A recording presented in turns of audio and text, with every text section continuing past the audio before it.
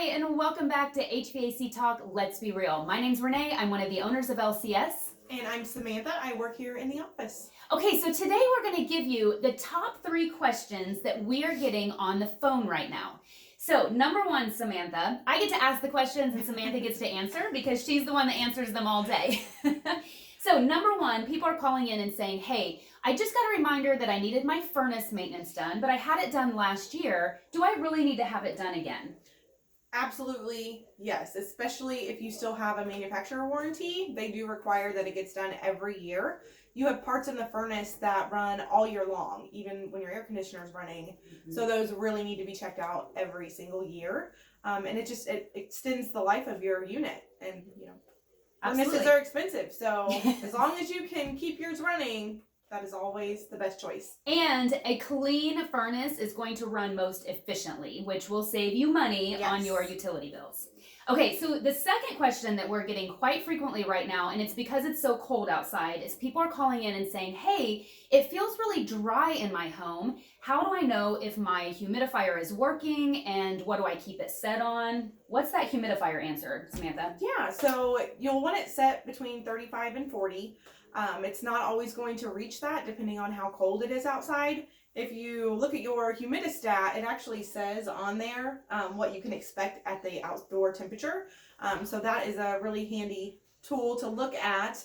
And you should see water trickling through the vinyl tubing, and that will let you know that it is running. If you check your thermostat, if you have a smart thermostat, usually it shows you your humidifier reading and what your humidity is at currently, and that's how you check it. Okay, so something that's really confusing, it was confusing for me until Travis explained it like 10 times, is the colder it is outside, the lower the humidity level needs to be set. And so on that humidistat that Samantha was just showing, it actually shows here that when it is 20 degrees or warmer outside, that 35 degrees or 35% setting is perfect.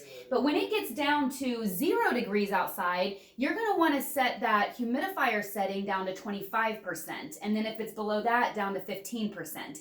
If your humidity level is too high in the home, based on the outdoor temperature, you're going to see sweating on your windows. Yep. So if you've got water running down your windows, you might want to turn that down a little bit. Okay, so the final question, number 3, that we're getting quite often right now is, hey, my electric bills seem to be really high. Why is that? Yes, so if you have an all-electric system, this is when you might notice it. When it gets below 35 degrees outside, you're going to see your auxiliary heat on quite often.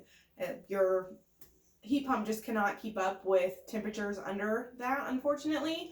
So you will have higher electric bills. If it's above that and your auxiliary heat is stuck on, you may have a problem. So give us a call and we can check it out. But that's absolutely. And it could be a problem with something being stuck on with the electric furnace, or it could be an issue with your heat pump not working correctly, causing your electric furnace to run more than what it is.